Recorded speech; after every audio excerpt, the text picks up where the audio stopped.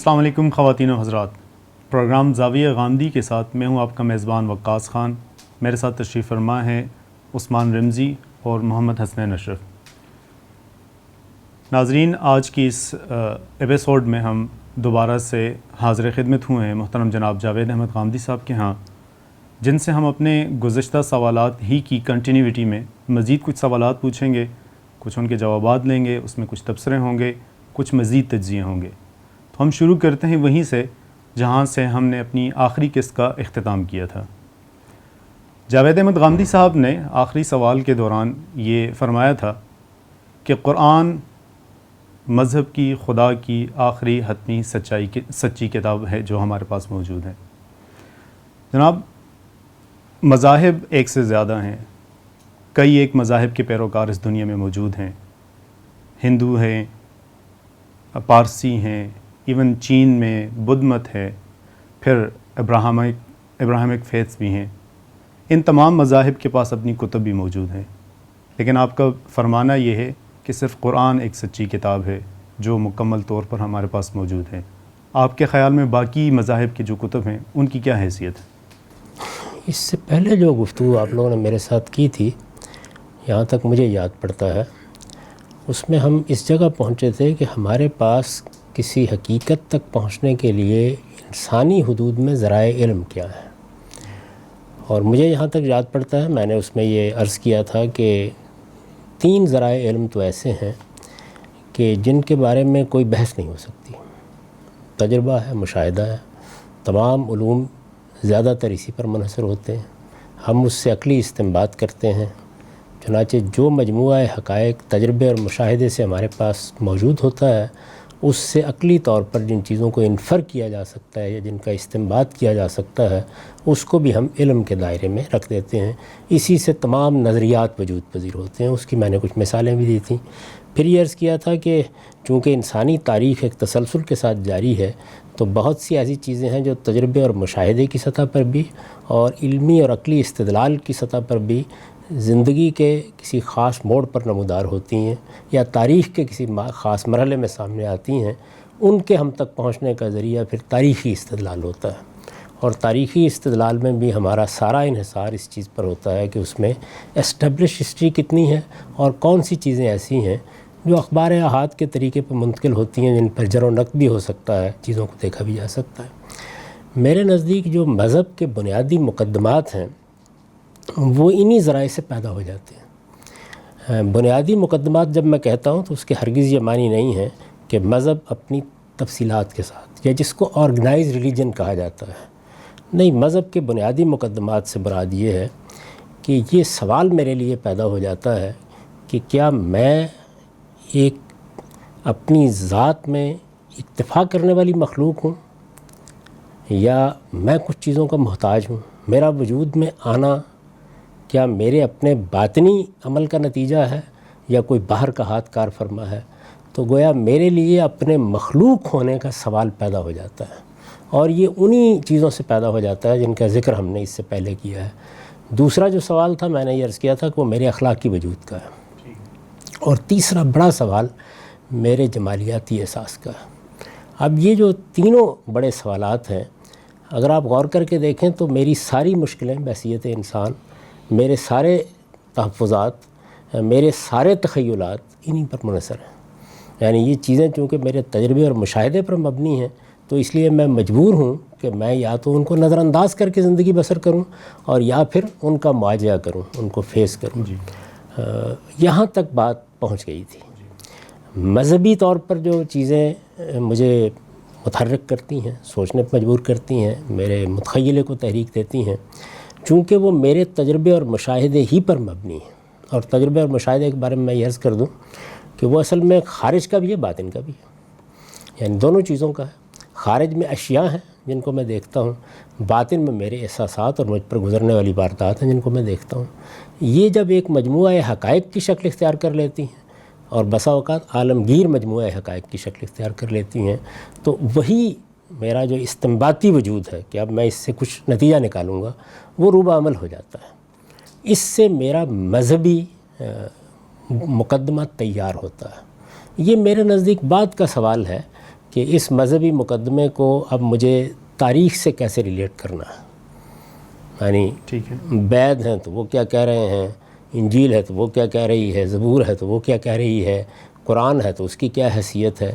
تو میرے نزدیک جب تک ہم پہلے اس مذہبی مقدمے کی پیدائش پر گفتگو نہ کر لیں، آپ اس سے آگے نہیں بڑھ سکتے. یعنی یہ ایک جسٹ لگانے کے مترادف ہوگا کہ ہم پہلے یہ طے کرنے کے لیے بیٹھ جائیں. اور مجھے جہاں تک یاد پڑتا ہے کہ میں نے یہ بات کہی بھی نہیں تھی، یعنی ابھی نہیں کہی تھی کہ قرآن مجید وہ واحد کتاب ہے یا سچی کتاب ہے. یقیناً کہوں گا، لیکن اس میں کچھ انتظار کرنا پڑے گا. میں تو ابھی بات یہاں سے کر رہا تھا کہ ہم انسان کی سطح پر، طالب علم کی سطح پر بیٹھ کر یہ سوچیں کہ ہمارا مذہبی مقدمہ پیدا کہاں سے ہوتا ہے. کیا وہ کوئی خارج سے آنے والا محض ایک اسطورہ ہے، آ گیا سن لیا ہم نے، حظ اٹھا لی، یا وہ میرے اسی ذرائع علم سے پیدا ہونے والی کوئی حقیقت ہے. اور میں نے اس میں، مجھے یہاں تک یاد پڑتا ہے، یہ بھی تجزیہ کر کے بتانے کی کوشش کی تھی کہ انسان کی حیثیت سے جو چیزیں میں ماننے کے لیے مجبور ہوں، جن کا میں کسی حال میں انکار نہیں کر سکتا، اگر انکار کرنا ہے تو پھر اس پر ہمیں تفصیلی گفتگو کرنی چاہیے. وہ وہی ہے میرا عقلی وجود. جس وقت آپ کوئی مجموعہ حقائق اس کے سامنے پیش کریں گے، اس کو استنباط کے عمل سے روکا ہی نہیں جا سکتا.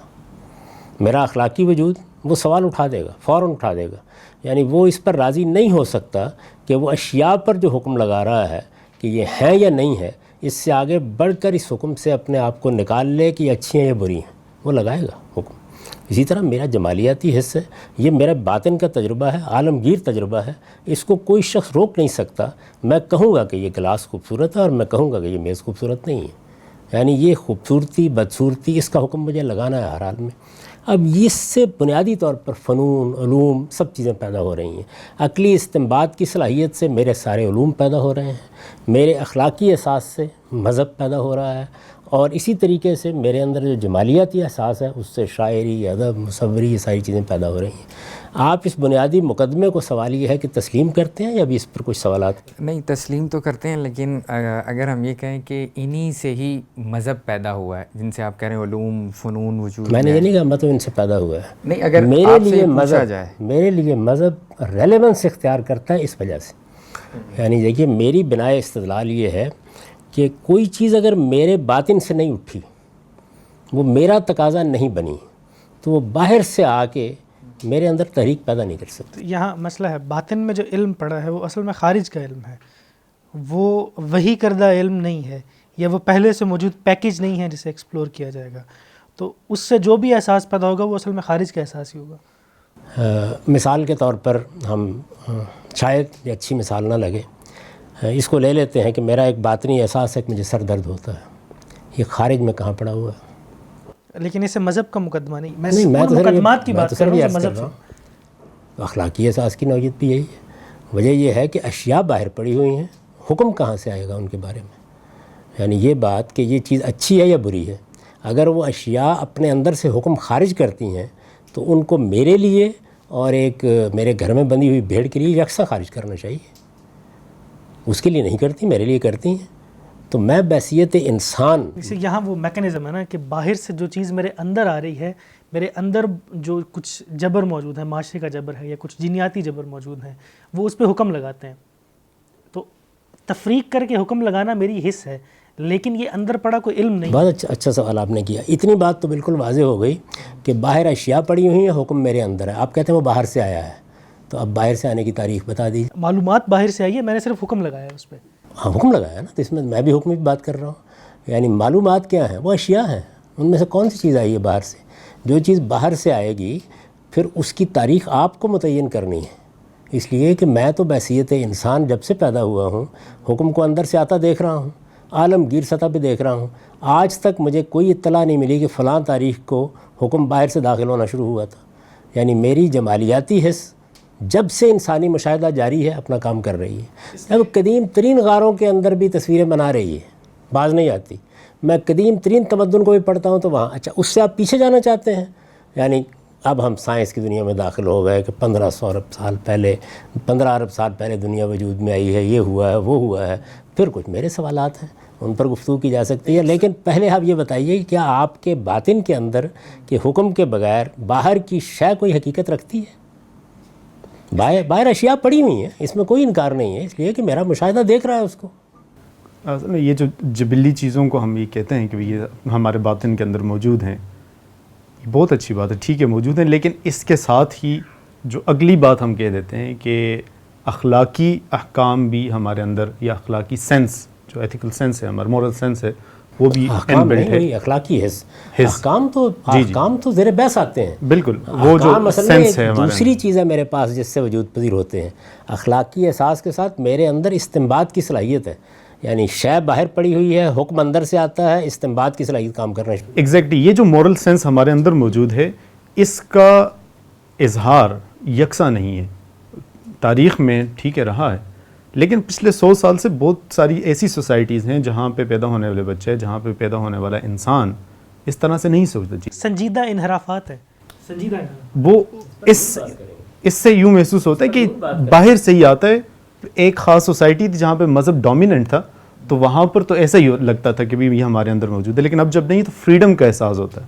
خالق کے بجائے خود سب کچھ کرنے کا احساس زیادہ جو ہے نا فروزاں ہوتا ہے انسان کے اندر. یہ میں اس سے ابھی کوئی اختلاف نہیں کروں گا، یقیناً ایسا ہی ہوگا، لیکن سوال یہ ہے کہ کیا اخلاقی حس غائب ہو گئی ہے عالمی سطح پر؟ میرے مخلوق ہونے کا احساس غائب ہو گیا آخری سطح پر؟ نہیں، لیکن وہ حس جو مذہب کے مقدمات کو تقویت پہنچاتی تھی، وہ حس ختم ہو رہی ہے بہت. نہیں، مذہب کے مقدمات تو ابھی زیر بحث ہی نہیں آئے. ابھی تو یہ مسئلہ پیدا ہو گیا ہے کہ میں چیزوں پر اچھے اور برے کا حکم لگانے سے باز نہیں آ رہا. ٹھیک ہے، یہ بات تو اسٹیبلش ہے. یعنی پہلے تو بنیادی چیز کو دیکھنا پڑے گا نا. اب یہ کہ وہ حکم کون سا ہے؟ وہ حکم وہ ہے جو وید مقدس میں لگایا گیا ہے، وہ حکم وہ ہے جو بھگوت گیتا میں لگایا گیا ہے، وہ حکم وہ ہے جو پہاڑی کے آواز میں لگایا گیا ہے، وہ حکم وہ ہے جو قرآن مجید میں لگایا ہے. یہ بات کی بحث ہے. پہلا سوال یہ ہے کہ میں ایک مذہبی انسان کی حیثیت سے زندگی بسر کیے بغیر رہ نہیں سکتا. یعنی میرا جو مذہبی احساس ہے بالکل ایسے ہی جس طرح کہ میری جمالیاتی حص ہے. یعنی میری جمالیاتی حص کا اظہار پہلے گھروں کو اور طریقے سے سجانے پہ ہوتا تھا. میں جب پہلی مرتبہ ان کے صوبے میں گیا تو مجھے وہ ٹرک نظر آئے جو ایک خاص طرح سے سجے ہوئے ہوتے ہیں. ہو سکتا ہے کہ میں ان کو پسند کروں، ناپسند کروں. ممکن ہے کہ مجھے سادہ چیزیں زیادہ اچھی لگتی ہوں، لیکن یہ احساس کے چیزوں کو بنانا ہے، سنوارنا ہے، تزئین کرنی ہے، خوبصورتی کوئی چیز ہوتی ہے. یہ کیا عالمگیر سطح پر ختم ہو گیا؟ یعنی آج اطلاع مل گئی ہے دنیا کو کہ اب لوگ جمالیاتی احساس کے اظہار سے عاری ہو گئے. سر اس مورل سینسبلٹی کے اوپر قدیم جو انسانی تہذیبیں یا سماج جو تھے اس حوالے سے بھی کچھ سوالات اٹھائے جاتے ہیں. مطلب اس طرح کی سینسبلٹی جو آج ہمارے ہاں پائی جاتی ہے یا انسان کی تہذیبی ادوار میں پائی گئی ہے، اس سے پہلے کے جو ہنٹر گیدرز کا دور تھا اس میں نہیں پائی جاتی تھی. تو تب یہ تھا نہیں، یا تب کیا وجوہات تھیں؟ انسان نے ایکوائرڈ کی ہے نا یہ والی جو صلاحیتیں آپ نے بتا رہے ہیں. کوگنیٹو ریولوشن آیا ہے، نارمیٹو، یہ کہنے کو تو آپ کہہ دیں گے، انسان نے لیکن ڈیولپ یہ کر ہے لی کہ پھر وقت کے ترتیب ساتھ. بدل جائے گی. پھر آپ کو میرے سوالوں کا جواب دینا پڑے گا. پھر آپ کو بتانا پڑے گا کہ یہ اس وقت موجود نہیں ہے، اس کے دلائل یہ ہیں. یہ اس وقت پیدا ہو رہی ہے، اس کے دلائل یہ ہیں. یعنی کہانی تو نہیں آپ سنا سکتے نا، کیونکہ جن مقدمات پر میں گفتگو کر رہا ہوں یا جن کو میں تاریخ کے یا انسان کے ناگزیر مقدمات سمجھتا ہوں، وہ تو آج بھی عالمگیر سطح پر اسی طرح موجود ہیں. وہ معلوم تاریخ میں بھی اسی طریقے سے موجود ہیں. آپ کسی چیز کی نفی کرنا چاہتے ہیں تو آپ اصل میں یہ بتانا چاہتے ہیں کہ انسان کبھی انسان نہیں تھا. جی، معروف معنوں میں وہ انسان نہیں تھا، یہ تو وہ کہتے اس ہیں. پہ گفتگو ہو سکتی ہے، کبھی انسان نہیں تھا. اب وہ کیا فی الواقع ایسا ہے؟ تو ظاہر ہے کہ انسان کبھی انسان نہیں تھا. کہ دو اپروچز ہو سکتی ہیں. ایک یہ اپروچ ہو سکتی ہے کہ آپ سائنسی طریقے سے اس بات کو ثابت کر دیں کہ انسان کبھی انسان نہیں تھا، اور ایک یہ ہے کہ کسی مذہبی استدلال پر گفتگو ہم شروع کر دیں. لیکن اگر انسان ہے اور آج بھی ہے اور معلوم تاریخ میں صدیوں سے انسان ہے، تو آپ جہاں کہیں بھی جائیں گے اس کی اخلاقی حص اپنا کام کرتی ہوئی نظر آئے گی، اس کا جمالیاتی احساس اپنا کام کرتا ہوا نظر آئے گا. وہ عقلی استنباط سے باز ہی نہیں رہے گا. اس کا بچہ بھی باز رہنے کے لیے تیار نہیں ہوتا. یعنی وہ بھی 5-6 سال کی عمر میں عقلی استدلال کی پٹاری کھول کر بیٹھ جاتا ہے. آپ مذہبی مقدمات جنہیں کہہ رہے ہیں، آپ متعین طور پہ بتا سکتے ہیں کہ وہ کیا مقدمات ہیں جنہیں آپ بتا رہے ہیں کہ وہ انسان کے اندر موجود ہیں؟ بالکل ایسے جیسے آپ جمالیاتی حس کی بات کرتے ہیں. بنیادی طور پر 2 ہی ہیں. یعنی میرے اندر شدید احساس کہ میں مخلوق ہوں، میں بنا ہوا ہوں. میرے اندر اپنے اوپر خود تصرف کرنے کی صلاحیت نہیں ہے. میں اپنی احتیاج کو پہلے ہی قدم پہ محسوس کر لیتا ہوں، اور یہ زندگی بھر میرے ساتھ لگی رہتی ہے۔ جتنا میرا زیادہ فلسفیانہ تفاوض ہوتا ہے، میری احتیاج اور میرا مخلوق ہونا واضح ہوتا چلا جاتا ہے مجھ پر۔ یہ بحث نہیں ابھی کہ کوئی خالق ہے یا نہیں، ٹھیک ہے، یعنی میرا مخلوق ہونے کا احساس شدت کے ساتھ، آپ سے میں عرض کرتا ہوں کہ یہ بے بسی کی حد تک مجبور کر دیتا ہے کہ میں اپنے آپ کو مان لوں کہ میں ایک مخلوق ہوں، یعنی سرج دیا ہے، کسی نے بنا دیا ہے مجھے۔ کس نے بنا دیا ہے؟ کوئی قانون فطرت ہے جس نے بنا دیا ہے، کوئی زمین کے اندر کوئی دیوتا ہے جس نے بنا دیا ہے، کوئی سائنسی عمل ہے جس نے بنا دیا، لیکن میں بنا ہوا ہوں۔ اپنے بنے ہوئے کا شدید احساس، آخری درجے کا احساس میرا پیچھے نہیں چھوڑتا۔ اگر یہ ایک منٹ کے لیے میرا پیچھا چھوڑ دے تو میں اپنی بادشاہی کا اعلان کیے بغیر نہیں رہوں گا۔ اور دوسرا یہ کہ چیزیں اچھی اور بری ہیں، اچھی اور بری کے پھر کچھ منطقی نتائج ہیں۔ میں نے آپ سے عرض کیا نا کہ انسان کا علم کیسے کام کرتا ہے۔ جب میرے اندر یہ احساس موجود ہے کہ چیزیں اچھی اور بری ہوتی ہیں، خیر اور شر ہوتا ہے چیزوں میں، یعنی اشیاء میں، اعمال میں ہم دیکھتے ہیں کہ یہ چیز اچھی ہے، یہ بری، اچھی اخلاقی لحاظ سے، یعنی یہاں میں خوبصورت اور بدصورت کے معنی میں نہیں بول رہا، اچھی ہے بری ہے، تو اچھی اور بری کے نتائج یکساں نہیں ہو سکتے، عقل نہیں مانتی۔ یہ بھی مذہبی مقدمہ ہے، بنیادی مقدمہ ہے، ٹھیک ہے، بنیادی مقدمے جو مذہب کے ہیں، اگر اس پر آپ تفصیلی بحث کر لیں تو میں بھی بیان کر دوں گا وہ کیا ہے۔ یعنی ساری مذہبیت جو کچھ میری مذہبیت، میں نے پہلے عرض کر دیا تھا کہ مذہب کی تاریخ جب زیر بحث آئے گی تو میں یہ عرض کروں گا کہ مذہب کیسے پیدا ہوتا ہے۔ مذاہب وہ بھی ہیں جو انسان نے پیدا کیے ہیں، لیکن میرا مذہبی احساس جو فوری طور پر ریلیٹ کر جاتا ہے پیغمبروں کے دیے ہوئے مذہب سے، پیغمبروں کی دی ہوئی تعلیم سے، وہ پیدا کہاں سے ہوتا ہے؟ یعنی وہ کون سی چیز ہے جس نے مجھے ظرف بنا دیا ہے کہ وہ جب ڈالنا چاہتے ہیں اس میں اپنے جام سے کچھ تو میں لپک قبول کرتا ہوں۔ وہ کیا چیز کیا ہے اس میرے میں اندر؟ ایک الجھن ہے جو پہلے بھی زیر بحث آئی تھی، وہ آپ جب تک میرے اندر سے وہ ظرف نہیں توڑ دیں گے نا، میرے اندر سے مراد انسان کے اندر، جب آپ ظرف کو توڑنے میں کامیاب ہو جائیں گے تو بس اس کے بعد میں اڑیل دوں گا جو کچھ باہر سے آئے گا۔ مصیبت یہ ہے کہ میرے مخلوق ہونے کے احساس اس شدت کے ساتھ میرے اندر جاگزیں ہے کہ جس وقت مجھ سے یہ کوئی گفتگو کرے گا کہ تمہارے مخلوق ہونے کی گتھی ایسے سلجھ سکتی ہے، وہ کوئی سائنسدان بات کر کے دیکھ لے، میں فوری طور پر کان کھڑے کر لوں گا، میں لپک پڑوں گا، میں اس کی بات سنوں گا۔ اس کی وجہ یہ ہے کہ اس کے لیے ظرف میرے اندر موجود ہے۔ اب آپ نے ڈالنا ہے کچھ اس میں، وہ ٹھیک بھی ہو سکتا ہے، غلط بھی ہو سکتا ہے، لیکن وہ ظرف موجود ہے۔ اسی طرح میرا اخلاقی احساس سوال پیدا کرتا چلا جاتا ہے، چیزیں اچھی یا بری ہیں تو نتائج یکساں نہیں ہونے چاہیے، چیزیں اچھی یا بری ہیں تو نتائج یکساں نہیں ہونے چاہیے، نتائج یکساں نہیں ہونے چاہیے تو بس اب پرابلم پیدا ہو گیا۔ نتائج یکساں ہو رہے ہیں نا، کچھ ہو رہے ہیں، کچھ نہیں ہو رہے، تو اس سے در حقیقت وہ مقدمہ قائم ہو جاتا ہے، جس کے بعد جب کوئی آ کے بتاتا ہے کہ نہیں یہ نتائج اچھے یا برے جو ہیں ان کا نتیجہ خیز ہونا تو عقل مانتی ہے، لیکن یہ اصل میں نئے نئے جنم میں پیدا ہوتے رہتے ہیں اور جاتے رہتے ہیں۔ تو اب یہ بات غلط ہے، یہ صحیح زیر بحث نہیں، اس کا ظرف میرے اندر موجود ہے، میں قبول کروں گا اسے۔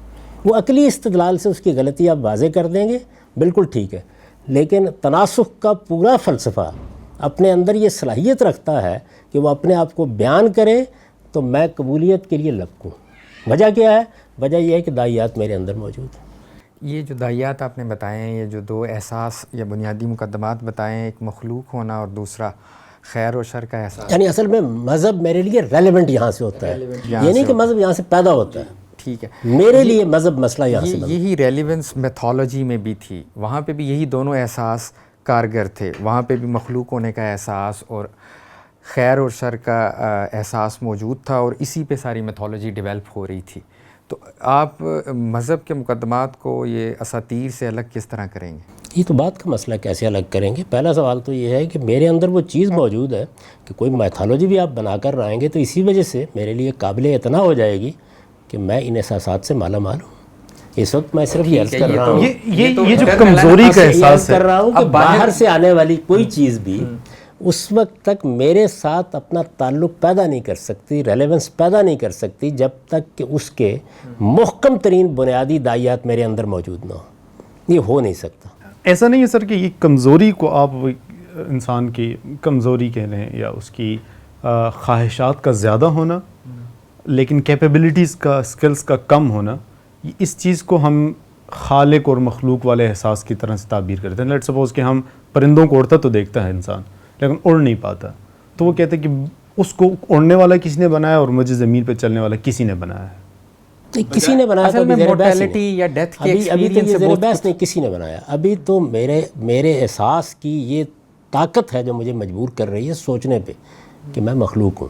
یعنی میرے خلق کا مقدمہ اگر میرے اندر سے حل ہو جائے تو بس بات ختم ہو گئی.